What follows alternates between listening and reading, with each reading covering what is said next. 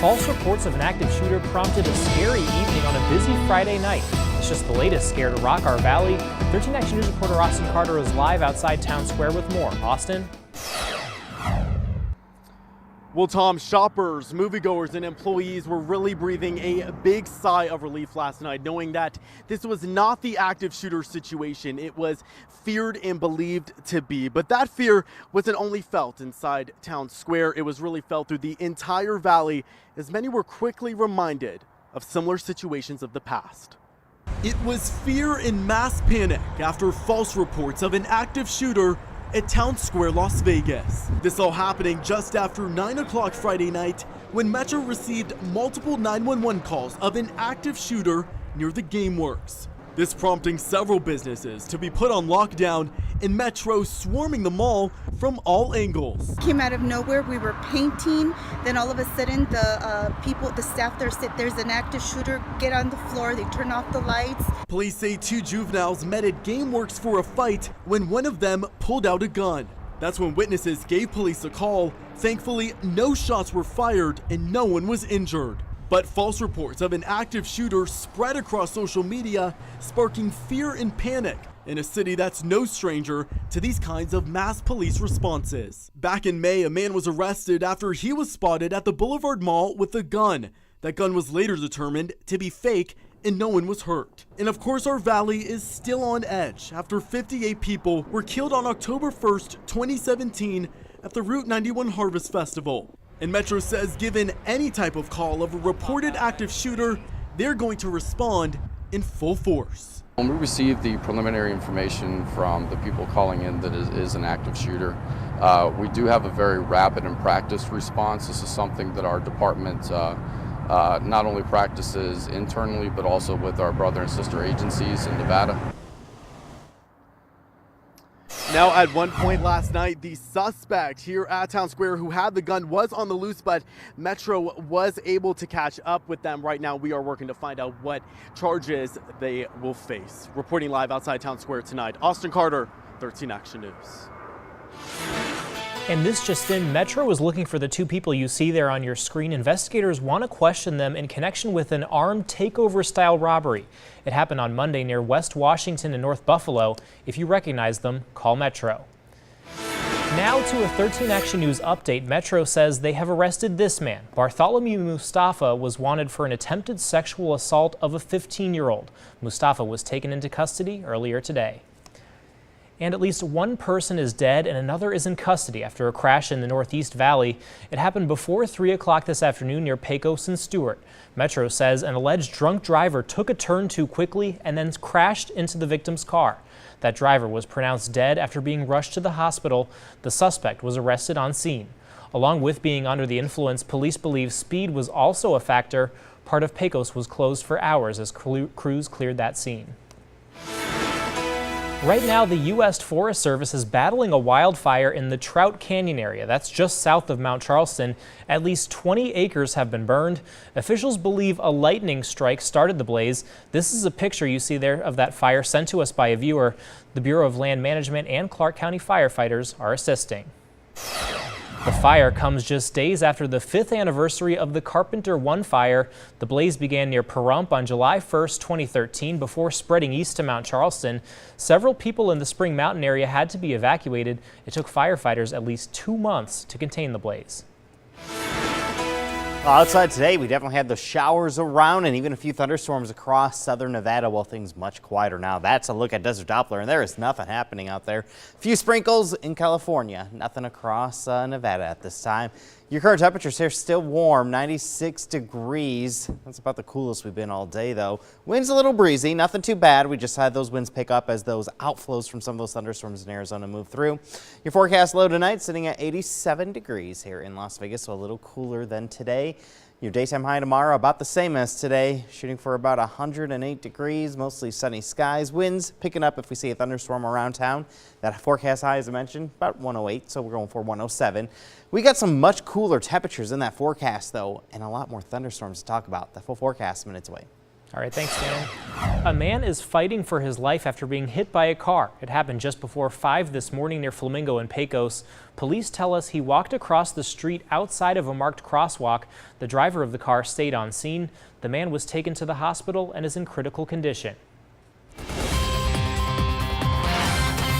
The rescue effort at that cave in Thailand is now underway. Divers are trying to free a dozen boys and their soccer coach who have been trapped in a flooded cave for more than 2 weeks. ABC's Maggie Rulli reports in the past few hours, news personnel had been asked to leave the area around the mouth of the cave. How many of you? 13. After more than 2 weeks trapped underground, the 12 boys and their soccer coach are making the long journey out. Facing low oxygen levels inside the cave and the threat of more heavy rain on its way, officials said now is the time. Also stressing that the boys' families are aware of the dangers and agree that there is no time to waste. The Chiang Rai governor says that 13 rescue divers went into the cave about 11 p.m. Eastern Time Saturday. The first boy could emerge Sunday around 10 a.m. Eastern. Thai authorities announcing that each of the boys will go on what's being called a buddy dive, essentially hauled by divers one by one. Using an underwater jackhammer, crews have widened the narrow tunnels and hope the boys can avoid diving. But rescuers have been teaching them to dive and swim just in case. For the boys, the first leg of the way back will be the most difficult and challenging. The rest, about 2 miles, will be easier, on muddy terrain, on foot and floating. As the world waits for their escape, we're finally hearing more from the boys trapped inside. In letters to their parents, the boys ask for fried chicken and barbecue pork. Others ask that they not get too much homework when they get out. 13-year-old Dom wrote, "I'm fine, but it's a little bit cold. Don't worry, and don't forget my birthday." The kids' coach is also speaking out, writing to the parents, "And I promise I will take care of the kids. Thank you for your kind support, and I would like to say I'm really sorry to you all." Maggie Rulli, ABC News.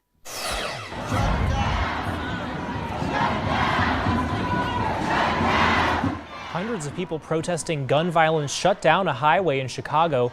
The northbound lanes of the Dan Ryan Expressway were closed to traffic for several hours. The demonstration was organized by a leader of a local church. The leader says he regularly holds a peace march on Friday nights, but said he wanted to do something to bring attention to gun violence in the city. He said he also wanted to focus on the need for better schools and employment opportunities. A memorial service was held today for one of the victims of the attack on the newspaper staff of the Capital Gazette. Hundreds gathered in Annapolis, Maryland to pay their respects to journalist Wendy Winters. Winters was one of 5 killed last week when a gunman opened fire inside the Gazette's office. Winters, a mother of 4, was honored by her children at the memorial. U.S. Secretary of State Mike Pompeo wrapped up 2 days of talks with senior North Korean officials today. He never met with Kim Jong-un, but he did sit down with some other top officials. ABC's Daria Albinger says the two sides had very different perceptions on how things went. 2 days of high-level talks, 2 very different takes on what happened. Some places a great deal of progress, other places there's still more work to be done. Secretary of State Mike Pompeo saying his meetings with top North Korean government officials were productive and happened in good faith. But nearly as soon as Pompeo left, a North Korean official released a statement calling the talks regrettable. The unnamed official suggested talks had broken down, accusing Pompeo of unilaterally pressuring North Korea to abandon its nukes. Pompeo insists denuclearization is still the goal for both sides, but gave no specific timeline. I'm not going to get into the details of our conversations, but we spent a good deal of time talking about each of those 2 things, and I think we made progress in every element of our discussion. To date, North Korea appears to have kept its word on halting all nuclear and missile testing and invited international journalists to watch as they reportedly destroyed tunnels at this nuclear test site. But the country is yet to take concrete steps toward abandoning its nuclear weapons programs. Expert analysis of recent satellite imagery suggests they may even be expanding their programs. When asked about these images, Pompeo doubled down. We talked about what the North Koreans are continuing to do and how it's the case we can get our arms around achieving what Chairman Kim and President Trump both agreed to, which was the complete denuclearization of North Korea. According to reporters on the ground, the talks were filled with tension. At one point, Pompeo even corrected a North Korean official when he suggested that he may not have slept well because of the tenor of their talks. Daria Albinger, ABC News. A desperate search begins. FBI officials scour a landfill by hand to look for evidence in the case of a missing woman. Firefighters struggle to contain wildfires amid sweltering temperatures. More than 24 blazes are burning in several states, forcing hundreds of people from their homes. And Evel Knievel made that jump over 50 years ago. Now another daredevil looks to rewrite history. And count on Chopper 13 to bring you breaking news fast and first. We'll be right back. Check out this video caught on camera. That's a bus engulfed in flames in Massachusetts. It happened this morning in a ferry parking lot on Cape Cod. The bus had just returned to the lot to pick up passengers when it caught fire. There were no passengers on board and the driver was able to get out safely. More than a dozen vehicles also suffered fire damage. Firefighters aren't sure what caused that bus to catch on fire. In a Georgia landfill, there's a desperate search for a woman who's been missing since Mother's Day. ABC's Serena Marshall reports police believe the mom of 3 is no longer alive and that a former co-worker is the prime suspect behind her disappearance. Tonight, the FBI is expanding their search to try and find a young mom from Florida whom they suspect is no longer alive. So our main focus is to find Jolene's body. 34-year-old Jolene Cummings went missing Mother's Day weekend. Her ex-husband says she never showed up to pick up their 3 children. Our initial investigation led us to believe that the last person to see Jolene was a woman who went by the name of Jennifer Seibert. Police say surveillance cameras caught that woman driving Jolene's car after she disappeared. That woman's real name, they say, is Kimberly Kessler and was a co-worker of Jolene's at a Jacksonville area hair salon. Kessler is charged with grand theft auto and pleaded not guilty. Police say other cameras also captured Kessler dumping items in the garbage. Kessler disposing what looked like a white trash bag and emptying the contents of a trash can in one of several dumpsters. Authorities traced the items from the dumpster to this massive landfill in southeast Georgia, the size of a football field. Serena Marshall reporting there. The state attorney says Kessler could still face first-degree murder charges even if police don't find Jolene's body. A new report says billions of dollars in payments in a program under the nation's health care law are being put on hold temporarily by the Trump administration. According to the Wall Street Journal, the move involves the Affordable Care Act's Risk Adjustment Program. That's where money from lower risk plan enrollees is transferred into higher risk plans. The program aims to even out the market to encourage insurers to compete based on the value of their plans. Firefighters continue to battle a massive wildfire that erupted near San Diego. And on top of that, they're dealing with some tough weather conditions. ABC's Will Carr reports it's a similar story for other crews in several other states. Wildfires raging across the scorching hot west tonight. At least 30 fires burning in 9 states. California's sun-soaked terrain now a baking tinderbox. A dozen fires burning statewide, prompting the governor to issue a state of emergency in Santa Barbara County. The holiday fire incinerating everything in its path, destroying at least 20 homes and buildings. Erratic winds pushing fiery embers from home to home. This entire neighborhood instantly engulfed in flames. Thousands forced to evacuate in the dead of night, some returning home today to find nothing left. Others spared. The only thing we lost was our potting shed, so I think we're tremendously fortunate. Firefighters waging war against the blaze, dousing hotspots and drawing fire lines in triple-digit heat. Just outside of San Diego, the West Fire leveling homes, leaving others next door untouched. Evacuees given just minutes to leave, grabbing whatever they could. We just had to put it in trash bags, We just tried to get what we could and just get out. Michelle McDonald was supposed to get married today in one of the evacuated homes. She managed to grab her dress, but left a lot behind. My bridesmaid dresses, my flower girl dresses, the ring bearer outfits. In Northern California, the fire's turning deadly, killing 1 person and destroying at least 40 buildings. That was Will Carr reporting there. Looking ahead now, a daredevil is picking up where Evel Knievel left off. Knievel's legacy will always be connected to Las Vegas after this attempt to jump over the fountains at Caesars Palace. The stunt nearly cost him his life. Now, motocross star Travis Pastrana will try the huge death-defying jump tomorrow. I'm excited, and I don't know, 98% scared and 2% excited, or 98% excited and 2% scared. It's kind of a toss-up. You can see the jump at Caesars Palace beginning at 6 p.m. The event is free and open to everyone. No ticket is needed. We'll definitely be watching. Well, new at 11, one of law enforcement's biggest supporters received 2 special gifts from the men and women in blue. Officers say donations from the girls' lemonade stand helped them out, so to show their appreciation, Henderson police gave Teresa Ann her own motorized toy car. A local company wrapped the white Mustang convertible to look just like a real police cruiser, and Teresa also got another motorized toy car from Metro as well, and a canine was even on hand to help Teresa locate the vehicle. Super cute.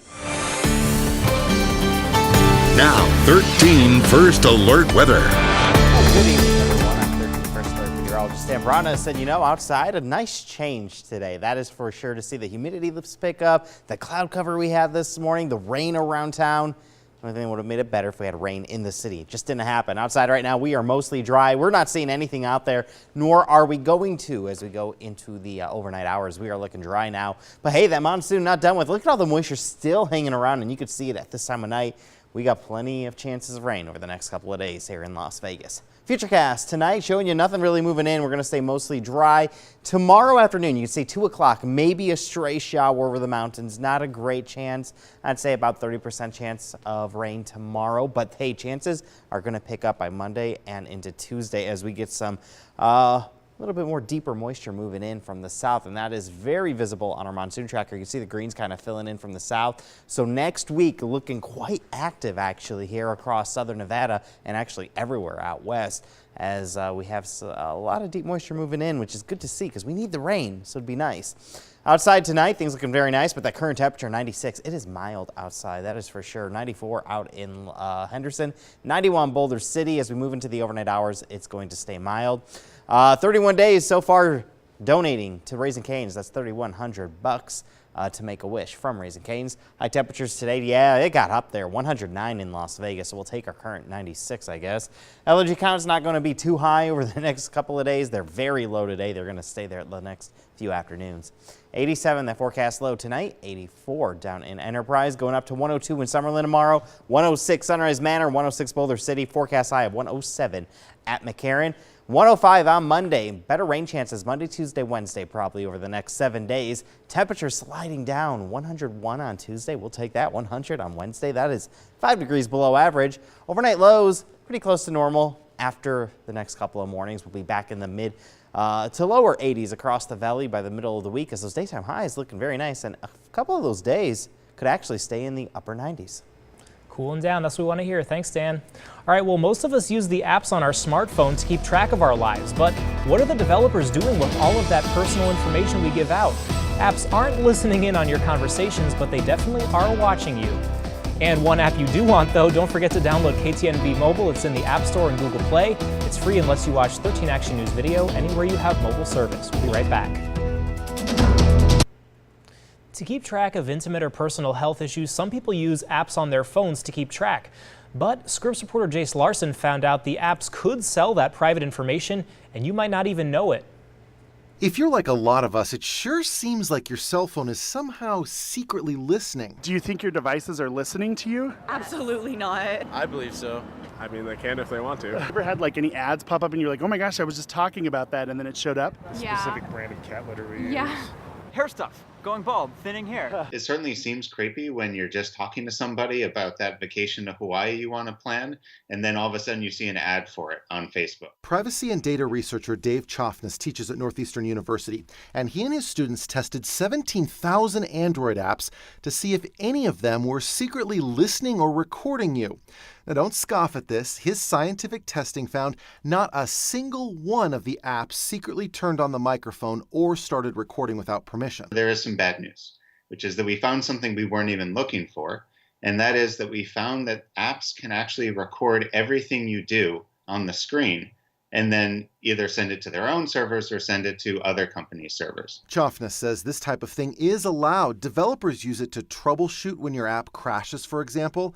But you can imagine the possibilities. So if these apps aren't listening to you, well then how come when I talk to my friends about an upcoming vacation, do I then see ads for vacations on my Facebook feed? And I think that what users are probably seeing is just a coincidence combined with the fact that Facebook can track you not only when you're using the app, they can see what you like, they can see what images you linger on, but also when you're visiting other websites. Anytime there's a Facebook like button on a page that you're visiting, Facebook knows you've been there, Chofness says. Honestly, if you're talking about taking that trip to Hawaii, you've probably been visiting some websites along those lines. Chofness' study didn't test every single app, and I know, some of you will still be skeptical. I don't believe it. I'm Jace Larson reporting.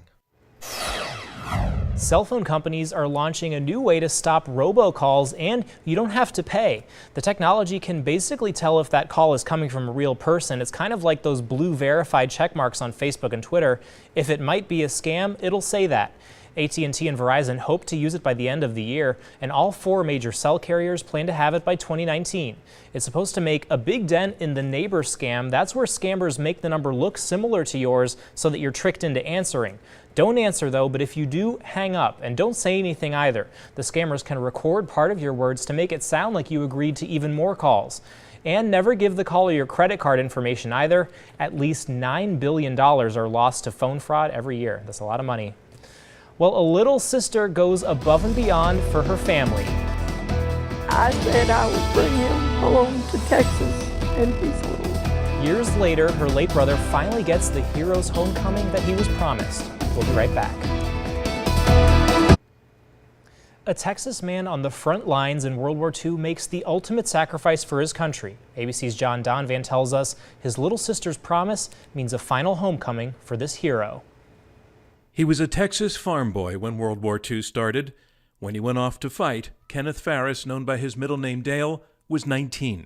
He kissed his mom and said goodbye to his 4-year-old sister Judith, who still remembers what a cut-up Dale was. He'd comb his hair back, and he'd look at himself, and then he'd say, "Ah, you handsome devil, you." But after being wounded in Germany, Dale went missing. The loss took its toll on his mom. Every time she talked about Dale, she cried.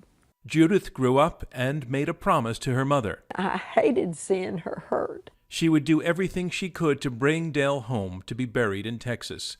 Enter technology and a program that matches the remains of unidentified casualties. Judith arranged for multiple family members to give DNA samples. It turns out Dale's remains had been found in 1946, and now how many of those samples matched his DNA? All of us. Dale had been found, and a few days ago he came home to Texas. His mom did not live to see this, but Judith was there. 74 years. I was determined to find him, and I couldn't believe it. Now Dale gets a military funeral with honors in DFW National Cemetery, and his little sister nearby. I said I would bring him home to Texas, and he's home. John Donvan, ABC News. 74 years, amazing story there, and thank you to his service. We'll be back with more in a moment. Right now, here's a live look out of the valley on this beautiful Saturday night. You're watching 13 Action News, where we bring you breaking news fast and first. All right, well, check this out. A Dairy Queen in Brownsville, Tennessee got an unexpected customer. It was a small otter who followed a woman into the store on Monday. Wildlife officials say he wandered just a little bit too far into the river, so the little fella stopped by the Dairy Queen. It was hot, and he enjoyed that, and we fed him at that time, and he ate. He was really hungry. He was fine and in great health, and he enjoyed some grilled chicken, and he had a Heath Blizzard. A good meal there. The staff actually nicknamed the otter Blizzard. The fun came to an end, though, when a game warden took him to a nearby creek and he swam away. Hey, it's hot out there. You gotta get some ice cream. All right, well, that's 13 Action News live at 11. We're always on at ktnv.com, our mobile app, and our Roku channel. From all of us here at Channel 13, have a good night and a great weekend. Thanks for watching.